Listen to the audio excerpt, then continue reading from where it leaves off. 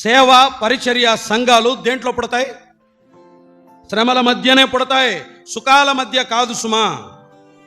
2 ఐక్యత మధ్య పుట్టేది, నమ్మకస్తులు కలిసి పనిచేయగా ఏర్పడేది సంఘం, సేవ, జరిగేది పరిచర్య. 3వది యోగ్యులైన వారు పక్కన నిలబడినప్పుడు, సహకరించినప్పుడు ఏర్పడేది సంఘం. పరిచర్యకు సూత్రాలు ఇవే.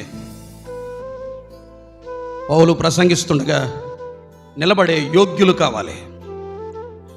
చక్కగా ఉపయోగపడుతున్న వారు, నమ్మకస్తులైన వారు, యోగ్యులైన వారు మాట్లాడుతున్నప్పుడు ప్రక్కన నిలబడండి.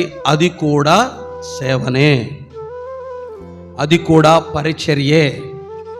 యేసుక్రీస్తు ప్రభు పక్కన 12 శిష్యులు ఏం చేశారు?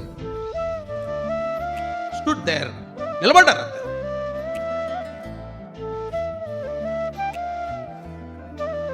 నిలబడండి. ఆయన పని జరిగితే